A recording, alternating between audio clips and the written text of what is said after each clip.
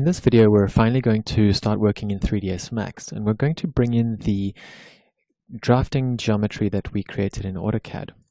Now we're going to go to Import,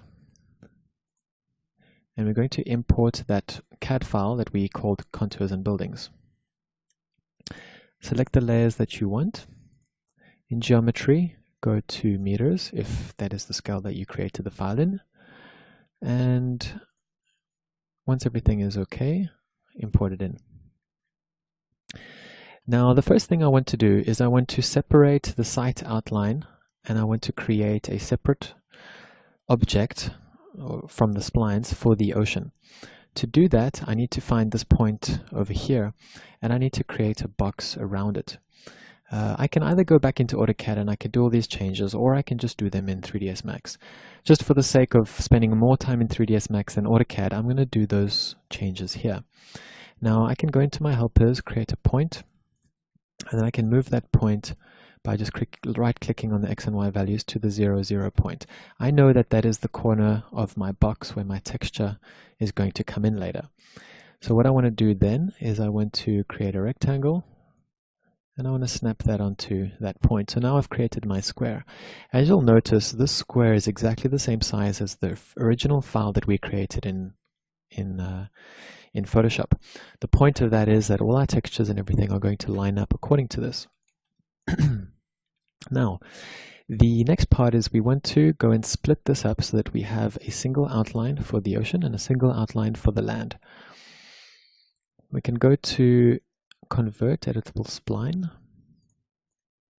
and we're just going to refine this.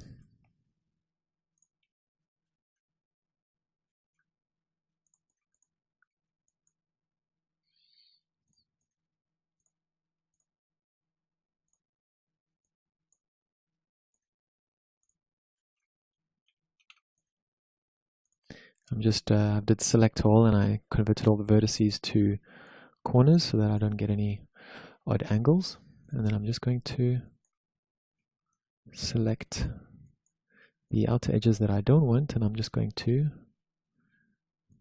divide them to split them apart.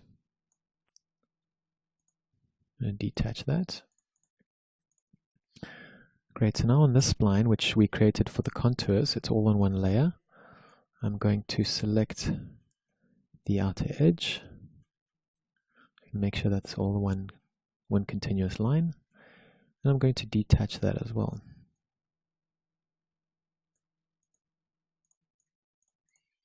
So what I have now is I have the outer line here. Let me just make this a different color so we can see better.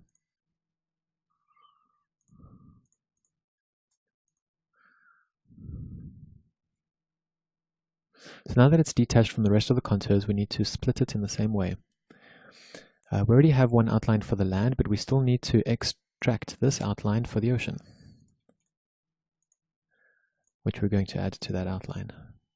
So what I'm going to do is I'm going to select that line and press Ctrl V for copy, and I'm going to make a copy of it. Then I'm going to delete these outlines. I'm going to select this and isolate.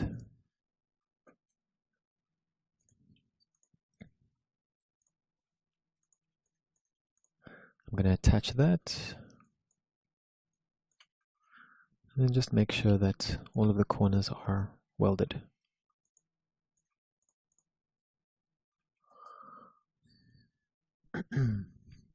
Right, so now we have a single outline for the entire ocean and a single outline that we still need to, yeah, it is connected to that whole outline over there. So we have those two objects.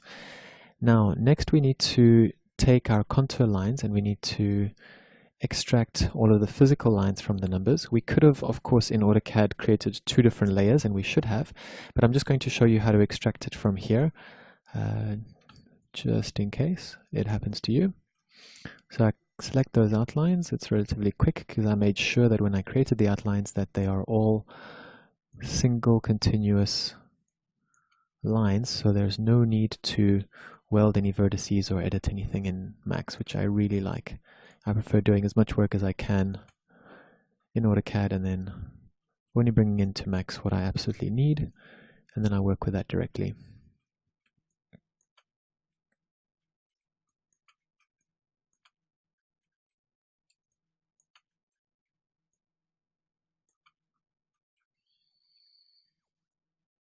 Right, so if you are sure that you've selected everything, which I hope we have, then you can detach that. Go further down the list.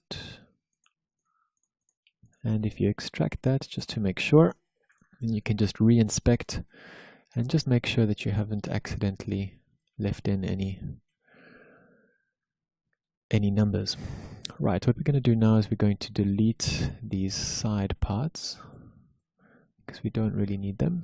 Just going to press delete. And the same thing here.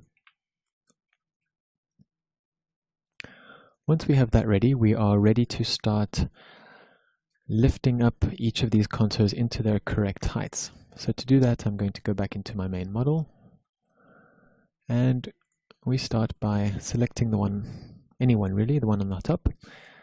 Click W, and then in the Z value you can just type 220. And you can then go through the entire list. 200, 180. Right, once you've done with that, you're going to have all the contours in the correct heights. I'm going to skip forward until we have all of this done.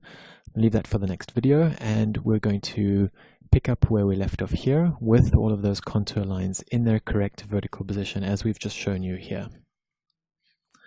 So just to sum up before we go, what we've done is we've imported in our contours and our building lines.